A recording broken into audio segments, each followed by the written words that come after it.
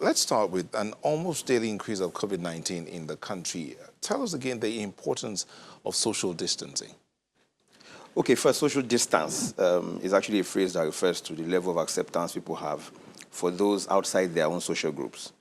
But social distancing is more like a doing word. It's like an act. It's a non-pharmaceutical method of preventing spread. And essentially, I think physical distance kind of explains it better. Okay. Just keep a physical distance. Like we heard Honorable Minister for Health say that you should keep a distance of about 5 feet. I'm 6 feet tall. So just pretend like if you stretch your hands to someone else, twice that length, keep it that distance from someone else. I think that's the way to define the social distance thing. And people need to understand it from a physical distance perspective. Yeah. Okay, let's look at this matter of acceptability. There are those who still do not believe that the COVID-19 is real, even yes. with the daily updates True. from the authorities that matter. Is it a question of panic or fear or not just wanting to think about it? Every time there's change, people react to it differently. And usually there's denial until there's physical evidence or someone we are familiar with is said to have contracted it. And that's normal in this part. I think the important thing here is communication. And communication right now is not slightly, very distorted. I mean, for instance, I'll give you one medium, WhatsApp.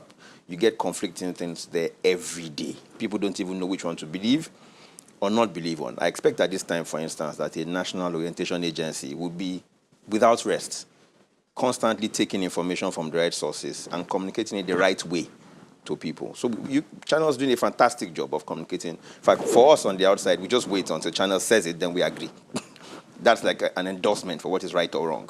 What percentage of people in the country would have the opportunity to watch TV or watch this kind of programs or get information from these kind of sources? So where does radio lie? Where does local languages lie? I think that's a major problem we have with communication and people accepting. And because the information gets conflicting, oh, it's true, it's a lie, it's a scam. Someone said people don't know which ones to take. What more can be done to educate the people? I think we need to communicate to people at their level. So there's this Maslow's hierarchy of need we heard about in psychology when I was in school that talks about people being at different levels of need. Majority of people in Nigeria who are in that poverty bracket are dealing with the basic things, food, shelter. If you want to communicate to them, you must speak to them at that level. So this stay-at-home thing to middle class and elitist people seems okay. For the person who needs physical contact to earn and earns every day, the market woman selling pepper, the guy in the bus picking commuters back and forth, it's a huge problem.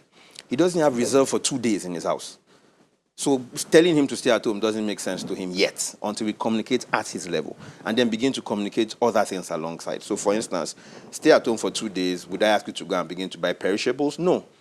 If you're at a level where stocking up is, I'm not saying everybody should go and stock up or panic, whether by panic or whatever reasons, but could I ask people in local languages to begin to buy more gari and put them in buckets and cover them, not forgetting that Lassa fever is still a thing we're dealing with, which becomes easy to consume when you can't keep fish without light, when you can, those kind of things.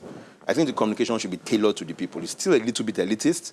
It's still in the bracket of people who are in the middle class and doesn't reach those who really need it. And those guys are the ones who really don't believe it exists and who are roaming the streets every day, shaking hands, hugging people, stuff like that. Thank you so much, Mr. Ngobo, for sharing your thoughts with us. Thank you very much. Thank you.